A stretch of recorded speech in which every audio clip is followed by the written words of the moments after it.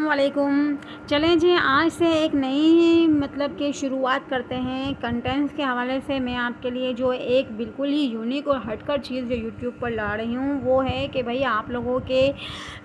Psychological issues کو ہم daily basis پر discuss کریں گے، ٹھیک ہے؟ تو آج کا جو سب سے پہلا مسئلہ میں آپ کے ساتھ ڈسکس کرنا چاہتی ہوں وہ یہ ہے کہ مجھ سے میری ایک پیاری سی بہن نے سوال کیا تھا کہ بھئی ہمیں کتنے ہی مخلص ہو جائیں، کتنے ہی اچھے ہو جائیں، لیکن کچھ لوگ ہماری لائف میں ایسے ہوتے ہیں کہ وہ ہمارے لیے اتنا بغض، اتنا زہر رکھتے ہیں کہ ہم انہیں سمجھا کر تھک جاتے ہیں، لیکن وہ ہمیں نہ سمجھتے ہیں، نہ ہماری چاہتوں کو سمجھتے ہیں، نہ ہی ہمارے خلوص کی قدر کرتے ہیں۔ تو جی، اس کا سب سے بہترین حصول اور اس کا سب سے بہترین حل کیا ہے کہ آپ مجھے سائیکالوجی کے لیے زبان میں سمجھائیے کہ اس کا ہم کیا بہترین حل کر سکتے ہیں۔ تو وہ میری پیاری بہن، آپ کے سوال کا جواب یہ ہے کہ جب کوئی انسان آپ کے خلوص کی، آپ کی محبت کی قدر نہیں کرتا ہے نا، اور آپ کے لیے زہر رکھتا ہے، تو آپ کے لیے سب سے بہترین حل یہ ہے کہ آپ اس شخص سے دور رہیں، کیونکہ جو حسد کرتا ہے نا، دیکھیں بغض اور حسد ہے نا، وہ کبھی بھی کسی بھی انسان کے لیے اچھا سوچنے کا آپ کو دے گا ہی نہیں، کیونکہ آپ اگر کسی سے حسد کریں گے آپ اس کے لیے کبھی بھی اچھا نہیں سوچ سکیں گے، اور جب آپ اچھا سوچ ہی نہیں سکیں گے تو اسے خوشی کہاں سے دیں گے، اس کے سکھ کو کہاں سے برداشت کر سکیں گے۔ تو جو آپ سے حسد کرتے ہیں، زہریلے پن کی حد تک آپ سے حسد کرتے ہیں، ایسے لوگوں سے میں آپ کو مشورہ دوں گی کہ دور رہیں،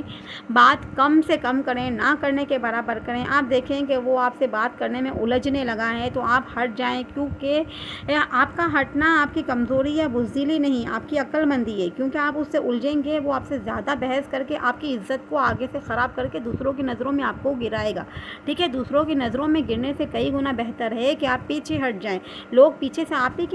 کے متعلق ہی اچھی بات کریں گے کہ نہ بول کر اس نے کتنی عقل مندی کا مظاہرہ کیا کہ ایسوں کے منہ نہیں لگتے۔ دیکھیں ہمیشہ ایک بات یاد